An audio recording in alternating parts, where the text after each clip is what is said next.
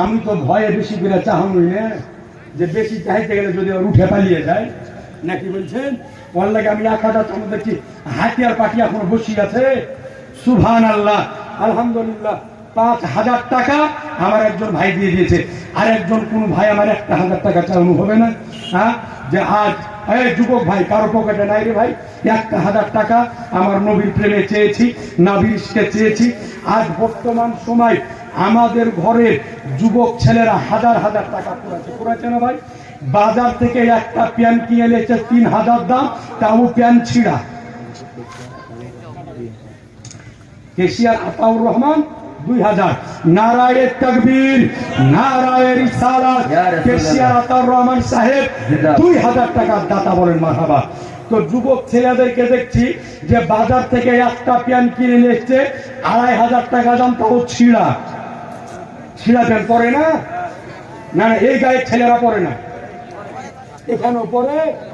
আরে কি বলবো গো আপনাকে, কিছুদিন আগে দেখুন যে হাঁটুর নিচ ছিঁড়া, তারপরে দেখুন হাঁটু ছিঁড়া, সেদিন একজনে দেখছি জান ছিঁড়া, মানে মাল ওপরে উঠছে। কদিন পরে দেখবেন যে পোস্ট অফিস ছিঁড়া হবে। কি সারা বুঝলেন? কদিন পরে ওর পোস্ট অফিস ছিঁড়া হবে। জি, তো একটা ছিঁড়া প্যান্ট কিনে নিয়েছে 3000 দাম। হ্যাঁ ভাই, ও প্যান্ট পরা যাইজ নাই, ছিঁড়া প্যান্ট পরা না যাইজ, পরা যাবে না, খবরদার। তো হ্যাঁ ভাই, হ্যাঁ, তো ওই একটা প্যান্ট 3000 টাকা দাম। তো কোনো একজন ভাই আমার পাইলো না, হ্যাঁ, 1000 টাকার যুবক ছেলের মধ্যে হাজার হাজার টাকা ফুরিয়ে দেয়। হ্যাঁ, আগে মাস্টার সাহেব, আগেকার যুগে মানুষ চুল কাটিয়েছে 2 টাকা 2.5 টাকা করে হাতে যায় নাপিতের কাছে। না আপনাদের কাছে কি বলে, নাপিত বলে না? নাপিতের কাছে 1 টাকা 1.5 টাকা করে চুল কাটেছে। এখন বর্তমানে বেটা ছেলে চুল কাটার পার্লার উঠেছে, উঠেনি? আমি একদিন কালিয়া চকে গেছি চুল কাটতে। আমি কালিয়া চকে থাকি, ওখানে আমার মাদ্রাসা। তো কালিয়া চকে গিয়েছি চুল কাটতে, একটা যুবক ছেলে চুল কাটার বিল পেড করছে। তো ওর বিল আমি দেখলাম যে 1260 টাকা বিল, চুল কাটা 1260 টাকা। তা আমি ভাবলাম যে হ্যাঁ রে, কি চুলের কাটলো কোনখান যে 1260 টাকা বিল। চিন্তা করেছেন? হ্যাঁ, আর মাদ্রাসাটার লেগে 1000 টাকা কোনো ভাই ফেললো না দিতে গো। হ্যাঁ, সুবহানাল্লাহ। তো 100 করে দেন, পকেটে যদি থাকে 100 করে চট করে একটু মুসাফা করে যান। আর 100 টাকা টাকা দেখি আমার হাতে, একটু চট করে দেখি কে কে মুসাফা করবে। ছোট ভাই বড় ভাই হিসাবে বলেছি, সুবহানাল্লাহ 100 করে টাকা একটু চট করে দিয়ে যান। তারপরে ওয়াজটা আমি শেষ করবো ইনশাআল্লাহ। তাহলে একটু চট করে দেন, সুবহানাল্লাহ ওয়া বিহামদিহি। 100 করে টাকা পকেটে নাই, সুবহানাল্লাহ। এ দেখেন আমার এই ভাই 100 টাকা দিয়ে দিয়েছে 1 নম্বরে। আর কেউ দিলেন না? নাই গো। আসলে বলছে যে এই গাড়ির ওপরে বসে মুক্তি সাহেব গরম ধরে গেছে, আর উঠা হয় এমনি ঠান্ডার দিন। সুবহানাল্লাহ, গুটাই দিবেন। সুবহানাল্লাহ। দেখেন আমার এই ভাইজান 200 দিয়েছে।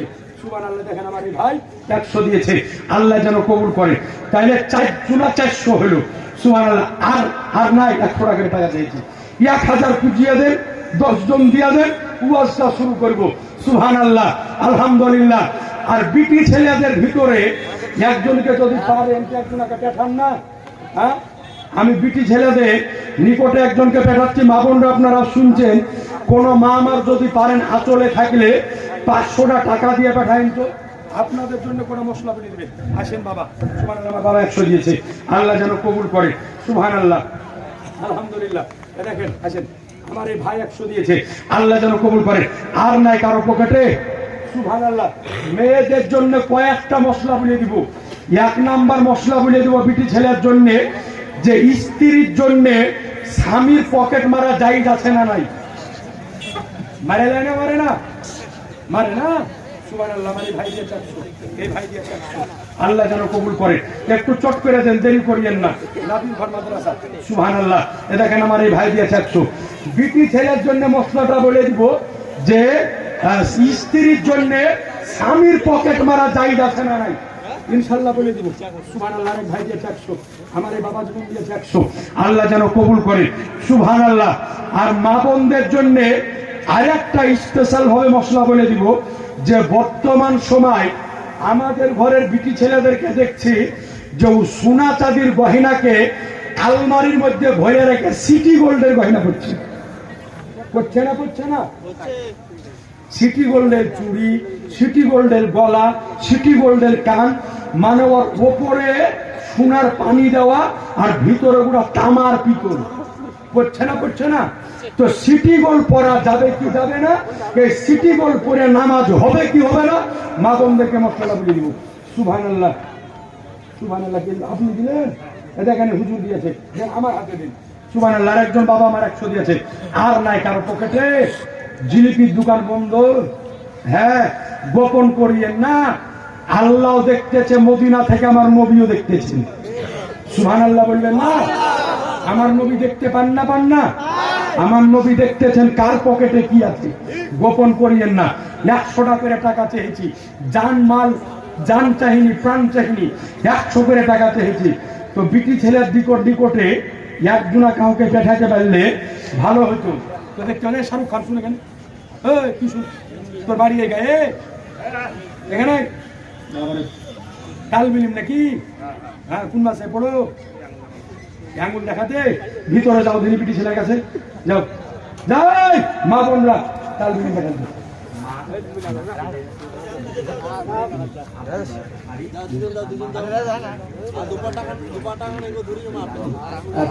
নাজিরা, আচ্ছা, ওনার ছেলে ইন্তেকাল করেছে, নাজিরা খাতুন। একজন মা আমার 500 দিয়ে পাঠাইছে। নারায়ে তাকবীর, নারায়ে রিসালাত, মসলা কালা হযরত ভাইজানে তাদুশরিয়া। সুবহানাল্লাহ। একজন মা আমার ছেলের জন্য দোয়াতে 500 পাঠাইছে। কে দিলে রে? পুরি দিয়েছে। আল্লাহ যেন কবুল করে। সুবহানাল্লাহ। আল্লাহ পাক যেন কবুল করে। এদিক থেকে দিয়েছে। আচ্ছা, হুনুফা খাতুন 500 দিয়েছে। ইনশাআল্লাহ মা দোয়া করে দিব। তাহলে বিটি ছেলের 2টা মশলা হইল। আর বিটি ছেলের আরেকটা মশলা বলে দিব, যে কয়েকদিন আগে বিটি ছেলের একটা পোশাক দেখনু, যে ওর পায়ের দিক হইল লুঙ্গির মতো আর ওপর দিক হইল টাইট। তো একজনাকে বলছি, হ্যাঁ রে, এই পোশাকের নাম কি? তো বলছে এর নাম হলো পেলাজু। নাম শুনেননি? বলছে এর নাম হলো পেলাজু। তো এই পেলাজু পরা যাবে কি যাবে না? এই 3টে মশলা মা বোনদের জন্য বলে দিব। তো 2 জন হয়েছে 500 করে, আরেকজন পাঠিয়ে দিয়ে ইনশাআল্লাহ তাআলা কথাটা বলবো, মশলাগুলো বলবো, আর ওয়াজটা শেষ করে দোয়া করে দিব। শুনবেন না পালিয়ে যাবেন? ওই যে পেছন কারণ আমি ছাড়া পালিয়ে যাবো। সবাই শুনবেন? একটু হাত উঠিয়ে বলেন তো ইয়া রাসূলুল্লাহ। জোরে বলেন ইয়া রাসূলুল্লাহ। সবাই কিন্তু হাত উঠিয়েছেন। যদি পালিয়ে কেউ যায় তো পাশের লোকের তহবন্ধে টানিয়ে বসাবেন, যাতে খুলিয়া যাবে, খুলিয়া যায়। তহবন্ধ খুললে তহমনের সাথে সাথে কপালও খুলবে। তাই বলে রাগ করে আবার খুলিয়ে দিয়েন না, যে মুক্তি সাহেব বলে যে খুলিয়ে দিই, কপাল খুলছে কি দেখি, পরে মারামারি লাগলে আমি কিন্তু দোষ নাই। একবার দরুদ পড়েন, আল্লাহুম্মা সাল্লি আলা সাইয়্যিদিনা মাওলানা মুহাম্মদ ওয়া আলা আলি সাইয়্যিদিনা মাওলানা মুহাম্মদ। সাল্লু আলা মুহাম্মাদিন, সাল্লু আলা মুহাম্মাদ, হরদম জবান से निकालो पाक नामे मोहम्मद सल्लल्लाहु ताआला अलैहि वसल्लम। আজি জানে মুহতারাম বেরাদান ইসলাম। তো মা বোনদের দিকে তালবিলিম থেকে পাঠাতে যায়নি, গেছে। একটা তালবিলিম গেছে, দিয়ে দিয়েন গো। আরে তালবিলিমটা খালা টালা বুলিয়ে নিয়েছো তুমি, খালা বুলিয়ে চাও দিবে না, মানে আরো দিবে নাকি? নাবির ঘর মাদ্রাসা নাকি বলছেন গো? দিবে না তো কারা দিবে? নাবির ঘর মাদ্রাসা বড় হবে, তবেই না তালবিলিম থাকবে, তবেই না মৌলবি হবে, আর মৌলবি হবে তবেই না ওয়াহাবিদের সাথে লড়াই করবে নাকি? মৌলবি তৈরি না হলে ওয়াহাবিরা গোটা দখল করে নিবে। খবরদার, এই জন্য মাদ্রাসাকে তাড়াতাড়ি বড় করেন, ভালো ভালো আলেম তৈরি করেন, এক একটা মুনাজির মুহাক্কিক আলেম তৈরি করেন। বলেন ইনশাআল্লাহ, জোরে বলেন ইনশাআল্লাহ, সুবহানাল্লাহ। তো যেটা বলতেছিলাম, তো শুনে নেবার। আর একজন মা আমার পাঠিয়ে দিয়ে, আর আপনাদের মধ্যে থেকে অনেকেই দিলেন, অনেকেই বাকি থাকলেন।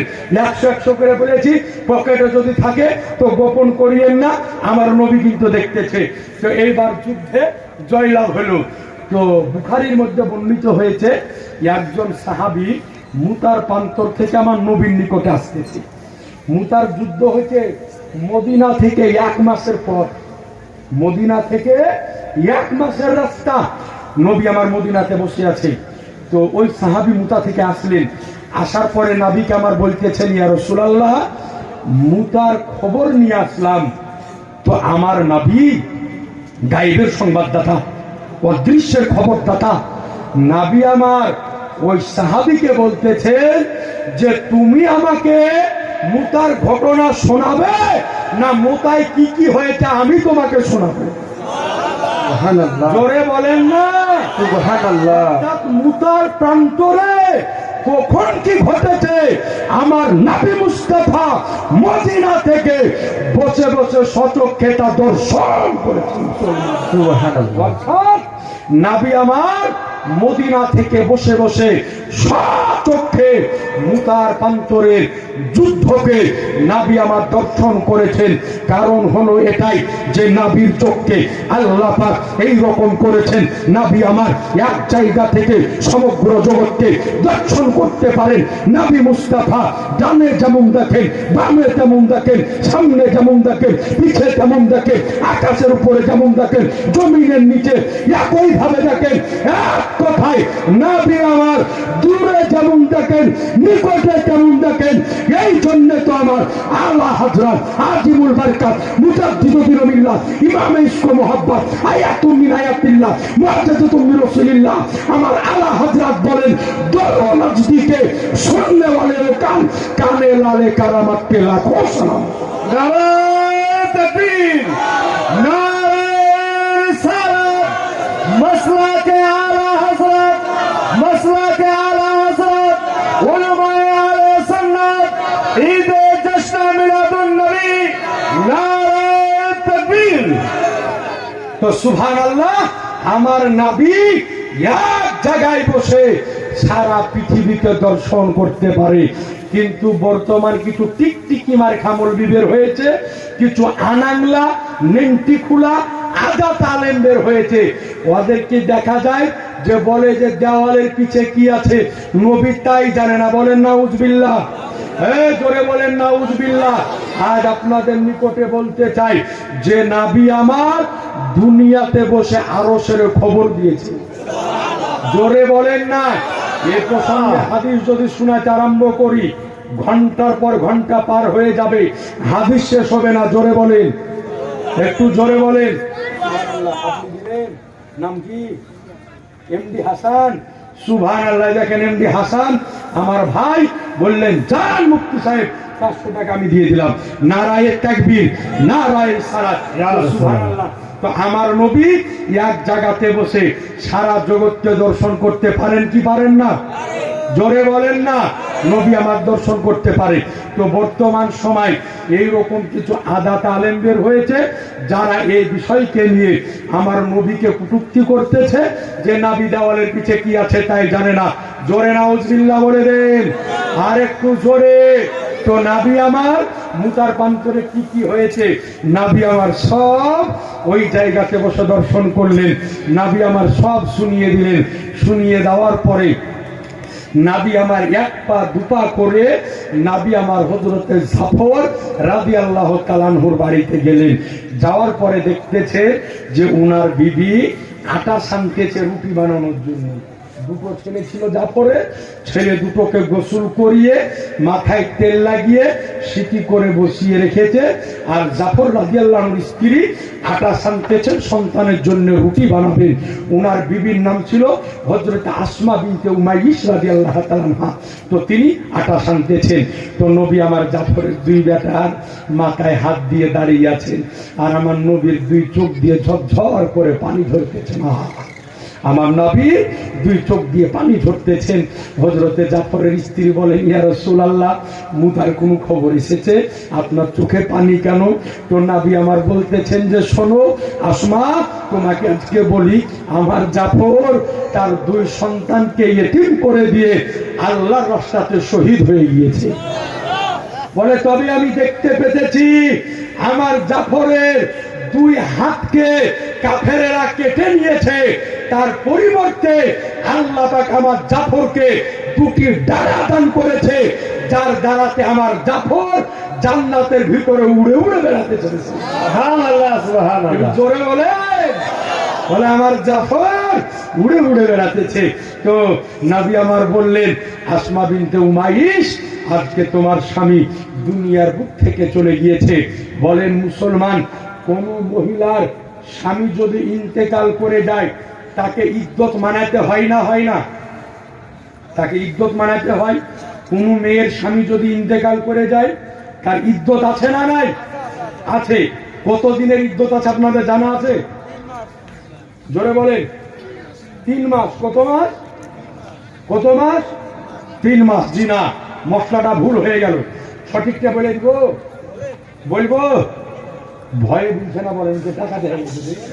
ওরে আমি কি চালাক, তার চাইতে আরো বেশি চালাক। তোর লেগে ভয়ে বুঝছে না, চুপ করে থাকি। ভুলবে তো অবশ্যই, যখন ভুল বাড়িয়ে গেছে সঠিক থেকে না বুঝলে হয়।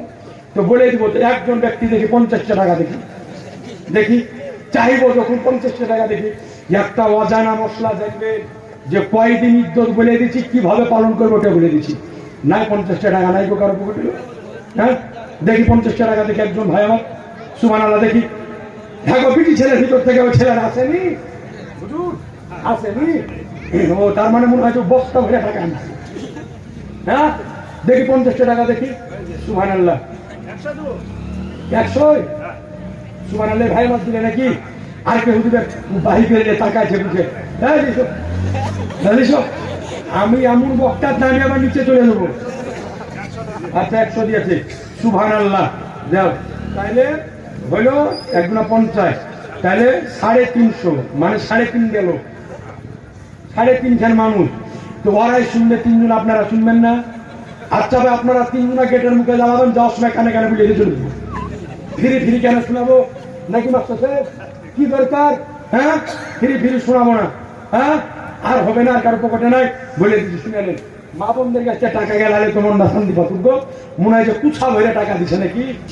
আপনি একটা কথা জানিয়ে নিয়েন, বিটি ছেলের আঁচল থেকে টাকা খালি করে দিবে, এইরকম আলেমের জন্ম এখনো পৃথিবীতে হয়নি। ওর আঁচল জীবনও ফুরাবে না। জয় মৌলবীতে যায়, আঁচল থেকে ফুলের খালি দেয়, মানে ওর আঁচলে আল্লাহ এত বরকত দিয়ে দিয়েছে। মা বোন আমার দিয়ে দিয়ে আপনাদেরকে মশলা গেলা করে দিব। আর আপনারা শুনেলেন, কোন মহিলার স্বামী যদি মারা যায়, তার জন্য ইদ্যত 3 মাস নয়, তার জন্য ইদ্যত হলো 4 মাস 10 দিন। কত বললাম? ভালো করে জোরে বলেন। 4 মাস 10 দিন। 4 মাস 10 দিন ইদ্যত পালন করবে এই মহিলা। 4 মাস 10 দিন নতুন পোশাক পরিধান করবে না। 4 মাস 10 দিন খুশবুওয়ালা তেল, আতর খুশবু লাগাবে না। 4 মাস 10 দিন কাউকে বিবাহের পায়গাম দিতেও পাবে না, কবুলও করতে পাবে না। 4 মাস 10 দিনের আগে যদি বিবাহ করে নেয় বা কেউ দিয়ে দেয়, তো শরীয়তের বিধান হলো বিবাহটা হবে ফাঁসিদ নিকাহ, মানে এই বিয়ে শরীয়তে হবে না। তো এর ইদ্যত হলো 4 মাস 10 দিন। 4 মাস 10 দিন ইদ্যত শেষ। এরপরে পূর্বে যেমন ছিল ওই রকমই আবার চলাচল করবে। কিন্তু আমাদের গ্রাম অঞ্চলে কিছু ভুল জিনিস চালু আছে, যে কিছু মানুষ মনে করে যে যার স্বামী মরে গেল মনে হয় জীবনে আর নাকের খড়ি করতে পাবে না, জীবনে মনে হয় নাকের দুল করতে পাবে না, জীবনে মনে হয় রঙিন কাপড় করতে পাবে না। জি না, এটা ভুল। 4 মাস 10 দিন পাবে না। 4 মাস 10 দিন পরে নাকের ফুলও পড়বে, কানের দুলও পড়বে, গলার হারও পড়বে, নতুন পোশাকও পরবে। মশলা বোঝা যায়নি? কথা বোঝা গেল? 4 মাস 10 দিন পরে পূর্বে যেমন ছিল তেমনি আবার চলাফেরা সে করবে। তো তার ইদ্যত হলো 4 মাস 10 দিন। তো যেই সমাজে হযরতে জাফরের শহীদ হলো, তো আসমা বিনতে উমাইসের নিকটে নবী আমার আসলেন। আসার পরে নবী আমার বললেন, ওই আসমা বিনতে উমাইস, পৃথিবীর বুকে সমস্ত মহিলাদের জন্য হুকুম হলো যে তার স্বামীর ইন্তেকাল যখন হবে, মারা যখন যাবে, তো তার জন্য 4 মাস 10 দিন ইদ্যত পালন করতে হবে। কিন্তু আমি নবী বলে দিলাম, তোমার জন্য কোনো ইদ্যত লাগবে না। তুমি যদি মনে করো তো আগামী কালই কাউকে বিবাহ করে নিতে পারবে। এই ক্ষমতা একমাত্র আমার নবীর আছে। নবীকে ক্ষমতা কে দিয়েছে? জোরে বলেন, আল্লাহ দিয়েছে। তো নবী আমার বললেন যে তোমার জন্য ইদ্যত লাগবে না, তুমি বিনা ইদ্যতে তোমার যাকে ইচ্ছা হবে আগামী কালই তুমি বিবাহ করে নিতে পারো। সুতরাং বোঝা গেল আল্লাহ রাব্বুল আলামিন আমার নবী মুস্তাফাকে মুখতারে কায়নাত করেছেন, অর্থাৎ নবী হলেন আমার মালিক ও মুখতার। জোরে বলে দেন, আরেকটু আওয়াজ দিয়ে বলে। তো আজিজানে মুহতারাম, তো আপনাদের নিকটে অনুরোধ করব, এই নবীকে ভালোবাসুন, নবীর প্রতি মোহব্বত রাখুন, নবীর প্রতি প্রেম রাখুন এবং নিজের আদব বজায় রাখুন। বলেন ইনশাআল্লাহ। আরেকটু আওয়াজ দিয়ে। নবী আমার বলেন, যেই ব্যক্তি বড়দের আদব করলো না, ছোটদের স্নেহ করলো না, ও ব্যক্তি আমার উম্মতি না, ও ব্যক্তি আমার উম্মতি না। এই জন্য আপনাকে বড়দের প্রতি আদব আর ছোটদের প্রতি স্নেহ আপনাকে বজায় রাখতে হবে। বাপ মার প্রতি আদব আপনাকে বজায় রাখতে হবে। একবার দরুদে পাক আল্লাহুম্মা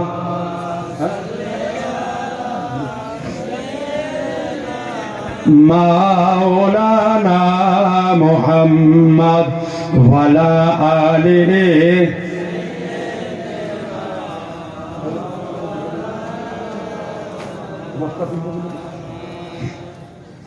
সৈয়দনা মাওলানা মুহাম্মদ সাল্লাল্লাহু তাআলা আলাইহি ওয়াসাল্লাম।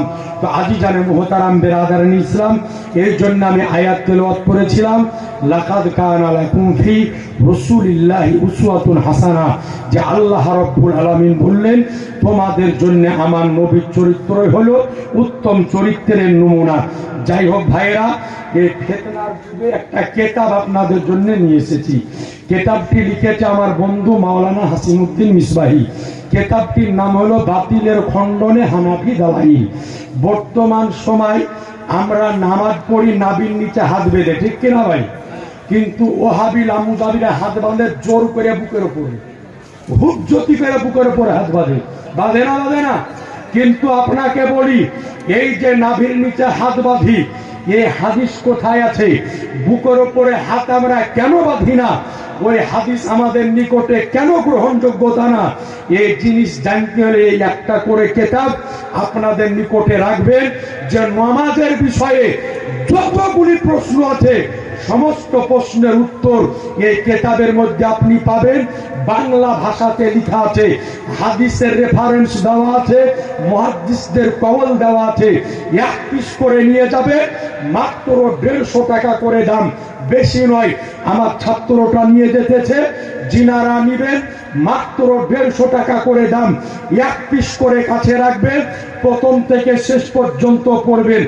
নামাজ সম্পর্কে ওহাবিরা যত প্রশ্ন করে সমস্ত প্রশ্নের উত্তর এই কিতাবের মধ্যে ইনশাআল্লাহ আপনি পাবেন। 150 টাকা এমন কোনো বিষয় নয়, এক প্যাকেট করে বিরিয়ানির দামে চলে যায় না কি ভাই? তাও মনে হয় খাসির বিরিয়ানি পাওয়া যাবে না। 150 টাকা 300 মনে হয় নাই। তো মাত্র 150 টাকা করে দাম, আপনি নিয়ে যাবেন, নিয়ে যাবেন ভিতর ভিতর। যাদের দরকার এক পিস করে নেবেন, মাত্র 150 টাকা করে দাম। আর কই মেয়েদের মধ্যে থেকে এখনো টাকা নিয়ে এলো না? সুবহানাল্লাহ। আলহামদুলিল্লাহ, এটা আপনি রাখেন। সুবহানাল্লাহ, একটু চটচট করে নিয়ে যাও, এক পিস করে রাখবেন, মাত্র 150 টাকা করে দাম। নিজে যদি পড়তে না পারেন, বাড়ির জন্য নিয়ে যান, নিজের বিবি, নিজের মেয়ে, নিজের ছেলেকে দিয়ে পড়াবেন, আর নিজে পাশে বসে বসে শুনবেন। এক পিস করে নিয়ে যান, আপনার ঈমান আমলের রক্ষা কবচ, মাত্র 150 টাকা করে দাম। সুবহানাল্লাহ ওয়া বিহামদিহি। এবার মা বোনদের মশলা গেলা বুঝবো, কিন্তু টাকাই চাইলো না গো। হ্যাঁ, টাকা আসতেছে, আলোচনা হচ্ছে, আমি তো ভাবছি যে কালেকশন হচ্ছে। সুবহানাল্লাহ, তার মানে মা বোনরা মেলায় আছে এখনো নাকি গো? হ্যাঁ, ওরাই বেশি আছে। তো সুবহানাল্লাহ, মা বোন আপনি দিয়া চটচট করে পাঠিয়ে দেন, আর 150 টাকা করে দাম, একটা করে কিতাব সকলেই নিজের কাছে রাখবেন। আর মা বোনদের জন্য যে মশলা 3টা বলবো বলেছিলাম, ভালো করে একটু শুনেলেন। যে প্রথম নাম্বার বলেছিলাম যে আপনার স্বামী স্ত্রীর জন্য স্বামীর পকেট মারা যাবে কি যাবে না বলবো। অ্যাক্টিভ আছেন? শুনতেছেন? হ্যাঁ, ভালো করে জোরে বলেন ইনশাল্লাহ। ভালো করে শুনেন, স্বামীর স্ত্রীর জন্য স্বামীর পকেট থেকে টাকা নেওয়া যাবে কি যাবে না? মা বোন আপনি ভালো করে শুনেন, ফতোয়ার কিতাবের মধ্যে এসেছে স্বামী এবং স্ত্রীর মধ্যে চলন ফিরন হয় 2 রকম। কিছু স্বামী তার স্ত্রীকে বলে রাখে যে তোমার যখন প্রয়োজন পড়বে আমার পকেট থেকে টাকা নিয়ে নেবে, বলার প্রয়োজন নাই। এই রকম চলাফেরা আছে না নাই? আছে। এই রকম চলাফেরা যদি হয়, আর এই স্ত্রী যদি স্বামীর পকেট থেকে টাকা নিয়ে নেয়, এতে কোনো গুনাহ হবে না। কিছু স্বামী স্ত্রীর চলাফেরা আছে যে যখন নিতে হয় স্বামীকে বলে নিতে হয়, চেহে নিতে হয়।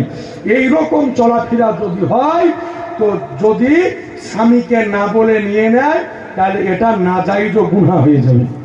হবে না? হবে না? হয়ে যাবে। অনেক স্ত্রী এইরকম আছে যে আপনার দেখা যায় যে স্বামীর পকেট মারে মারে 500, 1000, 2000 করে করে বাপের বাড়িতে জমিয়ে রাখে, যে 50,000 জমাইলো, যে একটা গলার মালা বানিয়ে নিয়ে চলে এলো। তো স্বামীতে বলছে, হ্যাঁ রে কে দিয়েছো? তো বলছে আমার বাপ বানিয়ে দিয়েছে। তার মানে স্বামীকে বাপ করে নিলে করলো না, চুরি করে নিয়ে গেছে স্বামীর পকেটে।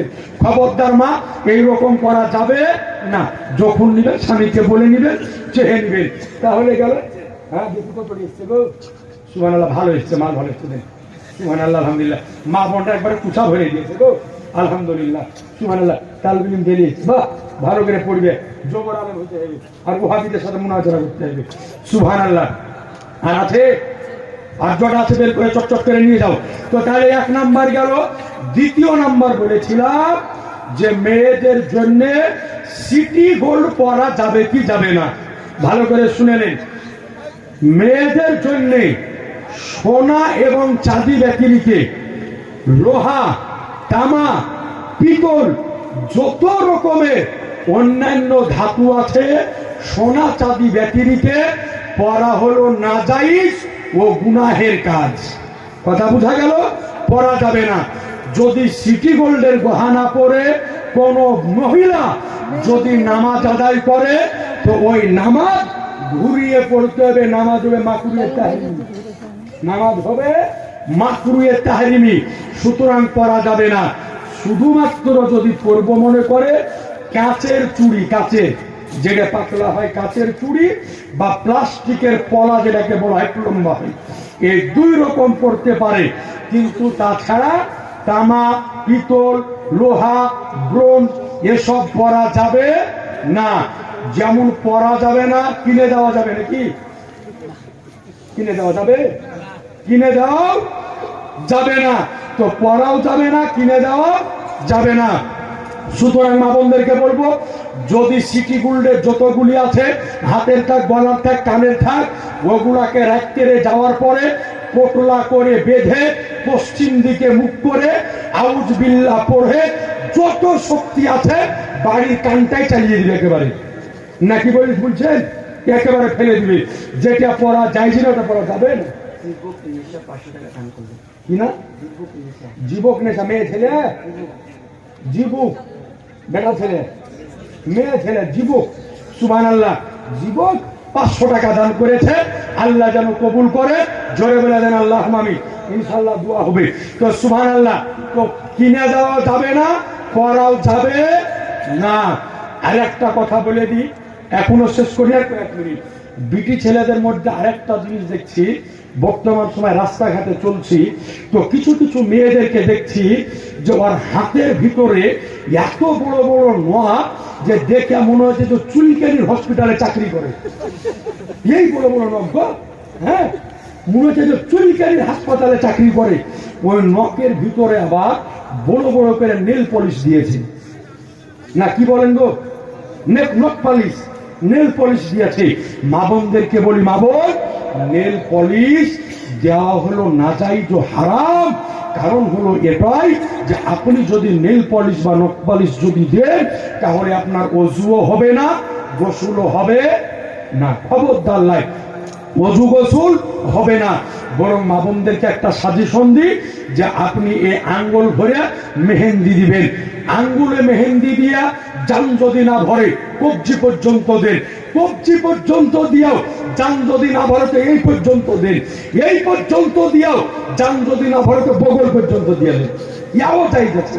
মেহেন্দি মহিলারা যদি মনে করে এই পর্যন্ত দিব তাও জায়েজ আছে, বাম হাতে দিব তাও জায়েজ আছে, যদি মনে করে পায়ে দিব তাও জায়েজ আছে। জোরে সুবহানাল্লাহ। অনেকে বলে যে পায়ে দেওয়া যায় না, জি না, ভুল। মহিলারা যদি মনে করে যে পায়েও মেহেন্দি ব্যবহার করব তো পায়েও মেহেন্দি ব্যবহার করতে পারে, হাতেও জায়েজ, পায়েও জায়েজ। তো মা বোন, আপনি মেহেন্দি ব্যবহার করেন। বরং নবী আমার বলেছেন, মেয়েরা তোমরা বেশি বেশি করে হাতকে মেহেন্দি দিয়ে রঙিয়ে রাখো। জোরে বলেন সুবহানাল্লাহ। সহিহ মুসলিমে, বুখারীতে হাদিস, একজন মহিলা নবীর নিকটে আসলেন, তো নবী আমার হাত দেখে বলতেছেন, কি ব্যাপার, এটা কি পুরুষের হাত? তো নবী নবীকে আম্মা জান আয়েশা বললেন, না ইয়া রাসূলুল্লাহ, এটা একটা মেয়ের হাত। তো নবী আমার বললেন, মেয়ের হাত তো হাতে মেহেন্দি কোথায়? সুবহানাল্লাহ বলবেন না? নবী আমার বলছেন মেয়ের হাত তো হাতে মেহেন্দি কই? অর্থাৎ নবী আমার বলেছেন, মেয়েরা তোমরা সব সময় দুই হাতকে মেহেন্দি দিয়ে রঙিয়ে রাখো। আর মেয়েরা হাতে মেহেন্দি দিলে দেখতে ভালোই লাগে, নাকি ভালো লাগে না? দেখতে ভালো লাগে। পরের বিটি ছেলেকে দেখিও না, যাদের বিবি আছে তারা দেখবে। কথা বুঝতে পেরেছেন? পরের মেয়েকে দেখলে গুনাহ হয়ে যাবে, পাপ হয়ে যাবে। তো সুবহানাল্লাহ করবেন, কিন্তু তাই বলে বেটা ছেলে মেহেন্দি দিতে পাবে না। কিছু কিছু বেটা ছেলেকে দেখছি দুই হাত ভরে মেহেন্দি দিচ্ছে। খবরদার লাই, পুরুষদের জন্য হাতে মেহেন্দি ব্যবহার করা হলো না জায়েজ। পুরুষরা মেহেন্দি হাতে ব্যবহার করতে পাবে না। পুরুষরা যদি মেহেন্দি ব্যবহার করবে মনে করে চুলে দাড়িতে, এই যে আমার বাবা জীবন দিয়েছে, এরকম ভাবে চুলে দাড়িতে ব্যবহার করতে পারে, এটা জায়েজ আছে। এরপরে চলুন, তাহলে গেল তো খবরদার, নেল পলিশ ব্যবহার করা না জায়েজ, আর কিনে দেওয়া না জায়েজ। ওরা ব্যবহারও করবে না আর আপনারা কিনেও দিবেন না। বলেন ইনশাল্লাহ? যারা বলেন ইনশাল্লাহ। আস্তে করে বুঝতে বুঝতে আপনি যতই বলবেন বলেন, কিনে দিব আমরা। আস্তে করে বুঝলো, জোরে বলেন ইনশাল্লাহ। খবরদার কিনে দিবেন না, কিনে দেবেন না। প্রয়োজন পড়লে মেহেন্দি কিনে দিবে, ঠিক আছে? হ্যাঁ ভাই বললো, ঠিক আছে। তো সুবহানাল্লাহ। আর একটা বলেছিলাম যে প্লাজো, শুনেলেন, পুরুষ হোক বা নারী হোক, যেই পোশাকের দ্বারাতে তার অঙ্গ বোঝা যায়, উঁচে নিচু বোঝা যায়, নিচে নামছি এই সারা বুঝে নিন। কথা বুঝেননি? বুঝে নিন। ওই রকম পোশাক পরা যাবে না। মহিলাদের পোশাক হতে হবে ঢিলা ঢালা, বড় হতে হবে, টাইট লয়। একটা কথা না বললেও পাচ্ছি না, আগেকার তুলনায় বর্তমানের বিটি ছেলে কিন্তু পর্দা বেশি করছে। আপনি দেখবেন যে এখন কিন্তু বিটি ছেলেরা বুরখা বেশি করছে, লাই ভাই, রাস্তাঘাটে চলেন বুরখা বেশি করছে। তো কিছু কিছু বিটি ছেলেকে দেখছি যে এমন ডিজাইনের বুরখা পরেছে যে দেখে মনে হচ্ছে, হ্যাঁ রে, তুই বুরখা না পরে তো জিন্সের প্যান্ট পরা ভালো ছিল না। কি বলছেন? মানে ওর বুরখাতে কানের গোড়ায় এক ডিজাইন, পিঠে এক ডিজাইন, বুকে এক ডিজাইন, পেছনে আর এক ডিজাইন, প্যাটের গোড়াতে আর এক ডিজাইন, আছে না নাই? আর এমন টাইট, হাড়িতে তো কোনো সব বুঝা যাচ্ছে যে না, ওই রকম বুরখা পরা যাবে না। এটা হলো পর্দাকে নিয়ে খেয়ানত করা। কথা বুঝলেন? বুরখা হতে হবে ঢিলা ঢালা, বোরকা হতে হবে ঢিলা ঢালা, এইরকম বোরখা ওরা পরবে আর আপনারাও কিনে দিবেন। বলেন ইনশাল্লাহ, জোরে বলেন ইনশাল্লাহ। ঢিলা ঢালা বোরকা কিনে দিবেন আর ওরাও ঢিলা ঢিলা পরবে, জোরে বলেন ইনশাল্লাহ। তো যাই হোক ভাইরা আমার, আপনাদেরকে বলবো যে আদব বজায় রাখবেন, নিজের নিজের আদব ঠিক রাখবেন। সুবহানাল্লাহ, একবার দরুদ পড়েন, আল্লাহুম্মা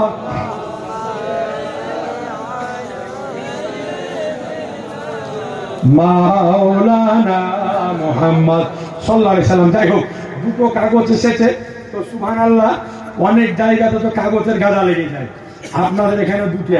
কয়েকদিন আগে ইটাহারে প্রোগ্রামে গিয়েছিলাম, তো স্টেজে 3.5 ঘন্টা ছিলাম, তো আমাকে আধ ঘন্টা ওয়াজ করতে দিয়েছে, আধ ঘন্টা, আর বাকি 3 ঘন্টা শুধু প্রশ্ন উত্তর। আমি ওয়াজ করতে স্টেজে এসে আধ ঘন্টা পরে দেখলাম এত গেলা কাগজ জমা, তো ওয়াজ থাক পড়ে কাগজের উত্তর দেওয়া শুরু করলাম। তো যাই হোক, দুটো কাগজ এসেছে। আচ্ছা সুবহানাল্লাহ, 1 নাম্বার এসেছে, বাবারা টাইপিং করে লিখছে, চালাক মাল আছে। দেখালেন 1 নাম্বার প্রশ্ন এসছে, মহিলাদের কবরস্থানে যাওয়া হারাম না হালাল? ভালো করে শুনালেন, এটা কিন্তু বিশাল বিতর্কিত মশলা। বিষয় হলো যে মহিলাদের জন্য কবরস্থানে যাওয়া, মাজারে যাওয়া মহিলাদের জন্য হলে মাকরুহে তাহরিমি, যাওয়া যাবে না। কথা বুঝতে পারলেন?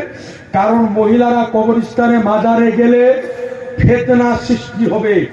এই জন্য আমার সরকারে আলা হযরতকে মানি না আমরা? এই জোরে বলেন না।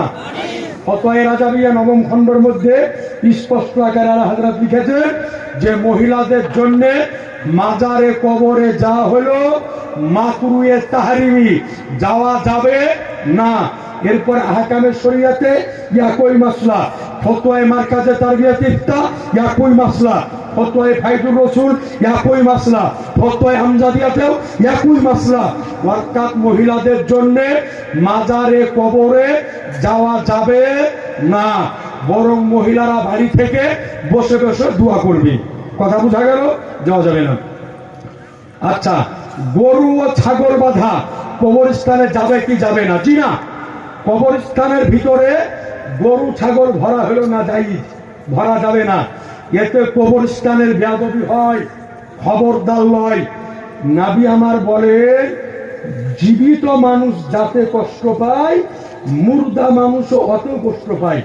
এই জন্য নবী আমার বলেন, কবরের ওপর দিয়ে হাঁটিও না, কবরের ওপরে বসিও না, কবরের ওপরে চড়িও না, কবরে ট্রাক্টর ভরিও না, কবরে জিসিপি চালাইও না, কবরের ওপরে লাঠাকুদা করিও না। তো এগুলাই যদি করা না যায় তো কবরে গরু ছাগল কেমন করে ভরা যাবে? খবরদার লাই। আমরা বেশিরভাগ জায়গাতে দেখি যে কবরের ভিতরে গরু আর ছাগল একেবারে আইরসি করে চড়িয়ে বেড়ায়। খবরদার লাই। কবরস্থানের হেফাজত মুসলমানকে করতে হবে। কথা বুঝতে পেরেছেন? কবরস্থানে এগুলা করা যাবে না। আচ্ছা, মসজিদ কমিটি ইমামের জন্য ধান তুলে কিন্তু কিছু ধান রেখে যায়, ইহা জায়েজ কি জায়েজ না? বিষয় হলো, ভালো করে বুঝেন, যদি ধানটি ইমামকে বেতন দেওয়ার জন্য উঠানো হয় বা ইমামকে বেতন দেওয়ার জন্যই উঠানো হয়, তো তাহলে ওই ধানটি ইমামের বেতনেই দিতে হবে। ওটা অন্য কাজে ব্যবহার করা জায়েজ নাই, ওটা আপনাকে ইমামের বেতন হিসাবেই দিতে হবে। কথার কথা আপনাকে বলে দিই, ভালো করে বুঝিয়ে দিই। দেখা গেল যে আপনার ইমামের 1 বছরে 40 মুন ধানের কোটা করা আছে, যে ইমামকে আমি 40 মুন ধান 1 বছরে দিব, কিন্তু ধান উঠাইতে গিয়ে 50 মুন উঠে গেল, এরকমই তো হয় বেশিরভাগ। তো বাকি 10 মুন ধান কি করব? তো বাকি 10 মুন ধান যদি কমিটি পক্ষ মনে করে ইমাম সাহেবকে খুশি মনে দিয়ে দিব, তো কি পাবেন? আর যদি মনে করে যে দিব না, তো ওই 10 মুন পরবর্তী বছরের জন্য আপনাকে বেতন হিসাবে ইমামকে দিয়ে দিতে হবে। কিন্তু ওই ধান দিয়ে মসজিদের কোনো কাজ করা যাবে না বা অন্য কোনো কাজে ব্যবহার করা যাবে না। আলা হযরত রাদিয়াল্লাহু তাআলা আনহু ফতোয়ায়ে রাজাবিয়ার মধ্যে স্পষ্ট আকারে বলেছে, ফতোয়ায়ে স্বামী আজকে দলিল নিয়ে এসেছে, দুররে মুখতারের দলিল নিয়ে এসেছে, ফতোয়ায়ে আলমগীরির দলিল নিয়ে এসেছে যে যেই জিনিস যে কাজের জন্য উঠানো হয় তাকে সেই কাজে ব্যবহার করতে হবে, অন্য কোনো কাজে ব্যবহার করা যাবে না। এই হলো মশলা। যাই হোক ভাইয়েরা আমার, আজিজানে মুহতারাম, বেরাদারিনে ইসলাম, দীর্ঘক্ষণ আপনাদের সামনে আলোচনা রাখলাম। শেষ মুহূর্তে একটাই কথা বলে যাব যে আমরা মুসলমান, আমাদের প্রত্যেকের উপরে নামাজ হলো ফরজ। নামাজ কিন্তু আমাদেরকে পড়তে হবে। পড়তে হবে না? হবে না? যে পড়ে সে বলছে পড়তে হবে, আর যারা পড়ে না ওরা বলছে আমরা চুপ নাকি বলছে। যে পড়ে ও বলছে যে পড়তে হবে, আর যে পড়ে না ওরা চুপ। ভাই একটা কথা বলি, যে মৌতের কিন্তু কোনো গ্যারান্টি নাই। পৃথিবীর বুকে আসার একটা সিরিয়াল হয়, আগে বেটা আসে, দাদা আসে, তারপরে বেটা, তারপরে পোতা। কিন্তু দেখা যায় যে দাদু বেঁচে আছে, পোতার জানাজা হাজির। তো ভাইরে পৃথিবীর বুক থেকে যাওয়ার কোনো আপনার সিরিয়াল নাই। যার যখন ডাক পড়বে চলে যেতে হবে। নামাজ আমাদের সকলকে পড়তে হবে। জোরে বলেন ইনশাল্লাহ। যাই হোক, আমার আলোচনা আর আগে আমি না বাড়িয়ে এখানে শেষ করতেছি। যদি কোরআন ও হাদিসের আলোচনা করতে গিয়ে আমার মুখ দিয়ে কোনো ভুল বেরিয়ে যায়, আমি আল্লাহর নিকটে ক্ষমা চাইতেছি। সকলেই পড়ি আস্তাগফিরুল্লাহ রাব্বি মিন কুল্লি যামবি ওয়া তুবু ইলাইহি ওয়ালা হাওলা ওয়ালা কুওয়াতা ইল্লা বিল্লাহিল আলিয়্যিল আযীম। লা ইলাহা ইল্লাল্লাহ মুহাম্মদ রাসূলুল্লাহ সাল্লাল্লাহু আলাইহি সাল্লাম। যিনারা বক্তব্য শুনবো মনে করবেন, ইউটিউবে গিয়ে মুফতি আবুল কালাম আজাদ সার্চ মারবেন, একাধিক বিষয়ে বক্তব্য পাবেন। তাতে ওহাবিদের খণ্ডন পাবেন। এবং ফেসবুকে আমার একটা পেজ আছে মুফতি আবুল কালাম আজাদ, সার্চ দিলে আমার ফটো দেওয়া আছে, দেখবেন নিত্য নতুন আলোচনা, ওহাবিদের খণ্ডন, লামুজাবিদের খণ্ডন, মুনাজারা বাহাস একাধিক পেয়ে যাবেন। এবং ওই জায়গাতে আমার নাম্বার পেয়ে যাবেন। প্রয়োজনে অপ্রয়োজনে যে কোনো দরকার যদি পড়ে ফতোয়া ফারাইজের ইনশাল্লাহ অধমকে স্মরণ করবেন, ইনশাল্লাহ যোগাযোগ করবেন। যতটা সম্ভব আপনাকে সাহায্য করব।